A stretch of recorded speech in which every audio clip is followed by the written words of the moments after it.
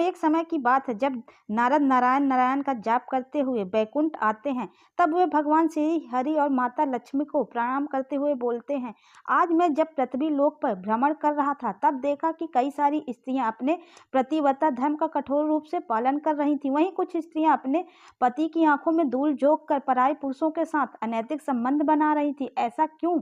मैं जानना चाहता हूँ, आखिर सच्ची पतिव्रता स्त्री की पहचान कैसे की जाए? हे प्रभु, उसके अंदर कौन कौन से गुण होते हैं? एक चरित्रहीन स्त्री में कौन से अवगुण होते हैं? तब भगवान श्री हरि कहते हैं, नारद, आपने समस्त मानव जाति के कल्याण हेतु महत्वपूर्ण प्रश्न किए हैं, किंतु एक स्त्री के मन को समझ पाना किसी के भी बस की बात नहीं है। आपको इस प्रश्नों के योग उत्तर देवी लक्ष्मी ही दे सकती हैं। लक्ष्मी जी, मैं आपसे निवेदन करता हूँ, आप हमारे परम भक्त नारद जी की जिज्ञासा को शांत कीजिए और उनका मार्गदर्शन कीजिए। तब देवी लक्ष्मी कहती हैं, प्रभु, आपकी आज्ञा से मैं अवश्य नारद जी की जिज्ञासा को पूरा करूंगी। हे नारद जी, जिस भी नारी के अंदर यह 3 लक्षण होते हैं, उस स्त्री का वंश शुद्ध होता है, उसके घर पर लक्ष्मी निवास करती हैं। उस नारी के पति के साथ ही पिता के भी इन दोनों कुल के लोगों का स्वर्ग की प्राप्ति होती है। जो स्त्रियां पतिव्रता होती हैं वह मृत्यु के पश्चात विष्णु लोक को प्राप्त करती हैं। पतिव्रता स्त्री की महानता की एक पवित्र कहानी है। इस कथा का श्रवण करने मात्र से ही व्यक्ति के सभी पाप नष्ट हो जाते हैं। व्यक्ति ध्यान मगन होकर इस कथा को सुनता है, भगवान विष्णु उसके 32 अपराध माफ करते हैं। इसलिए प्रत्येक मनुष्य को इस कथा को ध्यान से सुनना चाहिए। दोस्तों, लक्ष्मी जी कहती हैं, हे देवर्षि नारद, प्राचीन काल की बात है, मध्य प्रदेश में एक अत्यंत शोभमान नगरी थी। उसमें एक प्रतिव्रता ब्राह्मणी रहती थी। उसका नाम था सभ्या। सभ्या का पति पिछले जन्म के पाप कर्मों के कारण इस जन्म में कोढ़ी हो गया था, अर्थात उसे कोढ़ का रोग हो गया था। उसके शरीर में बहुत सारे जख्म हुए थे जिनसे सदा ही मवाद निकलती रहती थी। अपने पति की ऐसी दुर्गति देखकर भी सभ्या ने अपने पति का साथ नहीं छोड़ा और निर्मल भाव से वह अपने पति की सदा सेवा करती रहती थी।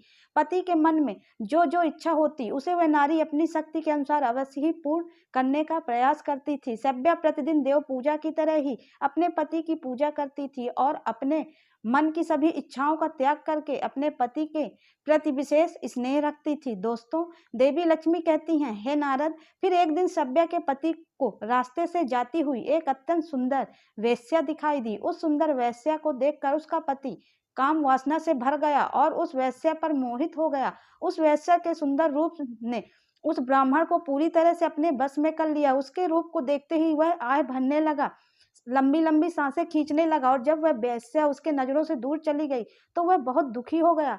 अपने पति की आवाज सुनकर वह प्रतिव्रता तुरंत आ गई हुई और उसने अपने पति से पूछा, हे नाथ, क्या हुआ? आप इतने उदास क्यों हो गए? आप लंबी लंबी सांसें कैसे खींच रहे थे? आपको जो कष्ट है मुझे बताइए, जो भी कार्य हो आप मुझे बताइए, वह मैं पूर्ण करने का प्रयास अवश्य करूंगी। हे प्राणनाथ, एकमात्र आप ही मेरे गुरु हैं, प्रीतम हैं। पत्नी के इस प्रकार पूछने पर उसके पति ने कहा, हे प्रिय, मुझे जो चाहिए वह तुम नहीं दे सकती, तुम ही क्या, कोई भी मुझे नहीं दे सकता, इसलिए उस पर व्यर्थ बात करना उचित नहीं है, इसलिए तुम रहने दो।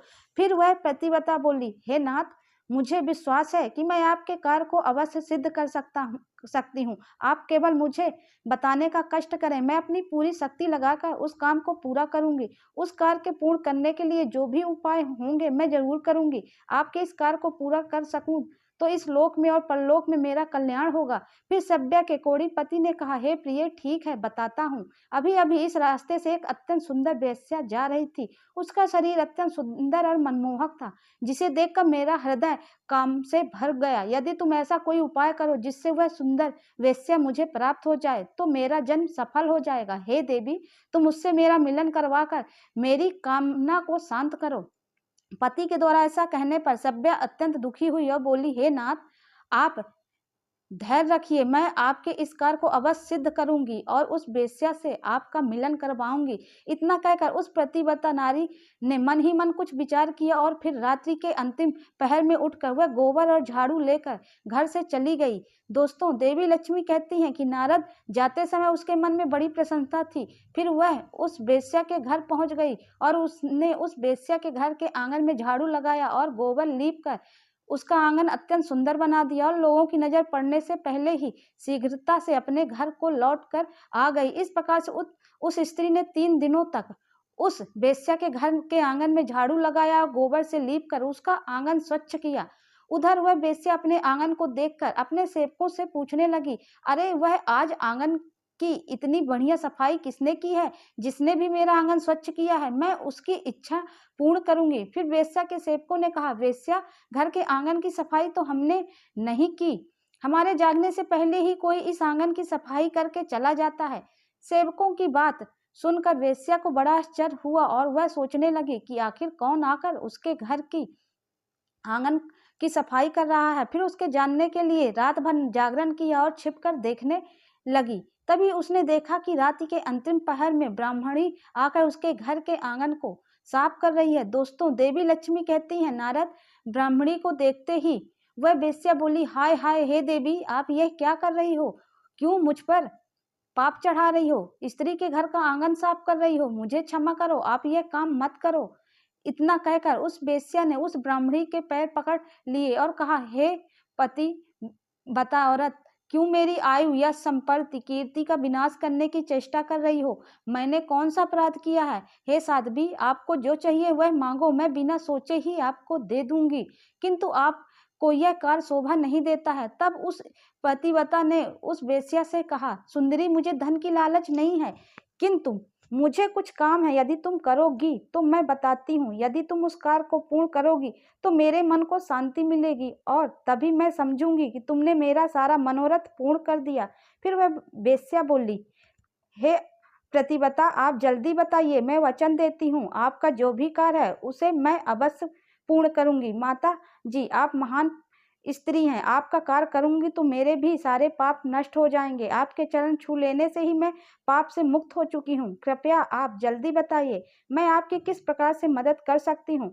फिर उस प्रतिव्रता के ने लजाते हुए सुंदरी से, कुछ दिनों पहले मेरे पति की नजर तुम्हारे शरीर पर पड़ी थी, जिसे देखकर वह तुम्हारे शरीर पर मोह गए हैं। वह तुमसे मिलन करने की इच्छा रखते हैं। इतना सुनकर वह वेश्या चौंक गई और कुछ क्षणों तक विचार करने लगी।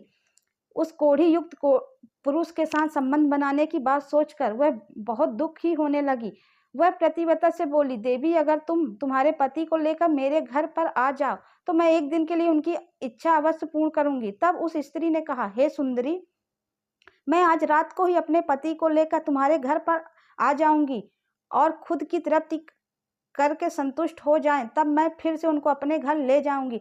तब वेश्या बोली, हे पति, बता, तुम शीघ्र ही अपने घर पर चली जाओ ताकि कोई तुम्हें यहाँ पर न देखे और आधी रात को अपने पति को लेकर यहाँ पर चली आओ। मैं तुम्हारी इच्छा अवश्य पूर्ण करूंगी। दोस्तों, देवी लक्ष्मी कहती है, नारद, फिर वह स्त्री अपने घर पर चली गई और उसने अपने पति को सारी बात बता दी। वह आज रात को उसे उस वेश्या के घर पर ले जाएगी। फिर वह कोढ़ी अपनी पत्नी से बोला, प्रिय, मैं उसके घर पर कैसे जाऊंगा? मुझे तो से चला ही नहीं जाएगा। फिर किस प्रकार से यह कार्य पूर्ण होगा? तब वह स्त्री बोली, प्राणनाथ, आप चिंता न करें, मैं आपको अपनी पीठ पर बैठाकर ले जाऊंगी और जब आपका कार्य पूर्ण हो जाए तब आपको वापस ले आऊंगी। इतना सुनकर ब्राह्मण बहुत खुश हुआ और अपनी पत्नी से बोला, हे कल्याणी, तुम एक महान नारी हो, तुमसे मैं अति प्रसन्न हूँ। तुम्हारे कारण मेरा कार्य पूर्ण हो जाएगा। तुमने आज जो काम अपने पति के लिए किया है, ऐसा काम संसार की कोई नारी नहीं कर पाएगी। हे देवी, तुम धन्य हो। फिर रात हो गई और जब वह पतिव्रता ब्राह्मणी अपने पति को पीठ पर बिठाकर ले जाने लगी तो रास्ते में एक जगह पर परम तेजस्वी मांडव ऋषि को गलती से चोर समझकर राजा ने शूल पर चढ़ाया हुआ था। वह शूल मांडव रस्या के आर पार गया था। वे जीवित थे और अपनी तपस्या में लीन हो गए थे। जब रात के अंधकार में वह स्त्री ब्राह्मणी मांडरा ऋषि के नजदीक से गुजर रही थी तो गलती से उसके कोढ़ी पति मांडा ऋषि के शरीर को लग गया और उनकी तपस्या भंग हो गई। ऋषि अत्यंत क्रोधित हो गए और श्राप देने लगे, जिस पापी ने भी मेरी तपस्या भंग की है और मुझे वेदना दी है, वह पापी सूर्योदय होते ही भस्म हो जाएगा। ऋषि ने श्राप तो दे दिया, वह कोढ़ी जमीन पर गिर पड़ा। ऋषि का श्राप सुनते ही उस स्त्री को बहुत दुख हुआ और वह कहने लगी, आज से 3 दिनों तक सूर्य का उदय ही न हो। इतना कहकर वह स्त्री अपने पति को लेकर घर चली गई और अपने पति को शैया पर लिटाकर उसके पास बैठ गई। दोस्तों, देवी लक्ष्मी कहती है, नारद, प्रतिव्रता की वाणी में इतनी शक्ति होती है कि वह जो भी कहती है वह सत्य हो जाता है।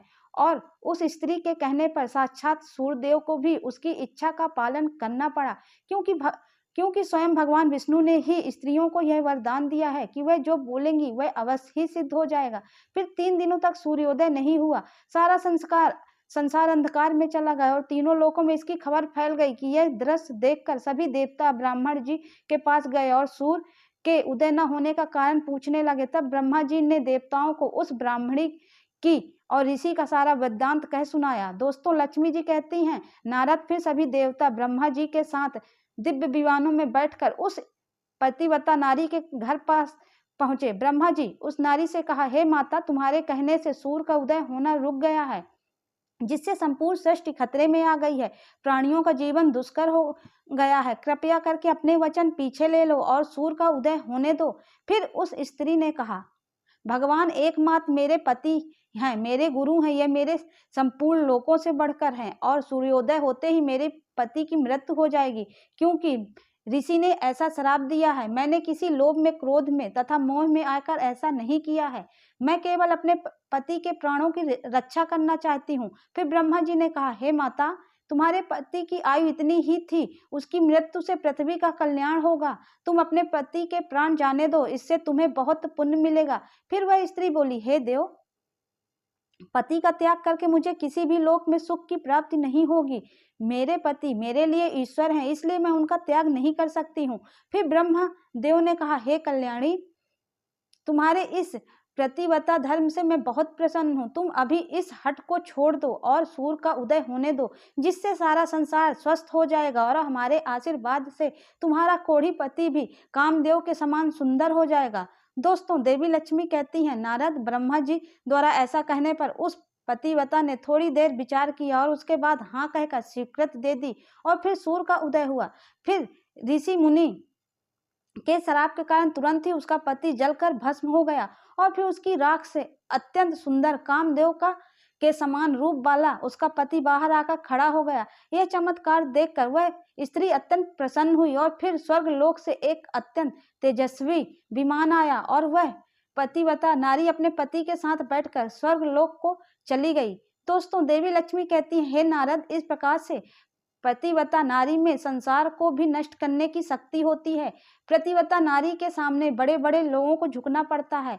तो दोस्तों, उम्मीद है आपको यह कथा पसंद आई होगी। अगर कथा पसंद आई है तो प्लीज़ कमेंट्स करके ज़रूर बताएं और मेरे चैनल को सब्सक्राइब कीजिए और वीडियो को लाइक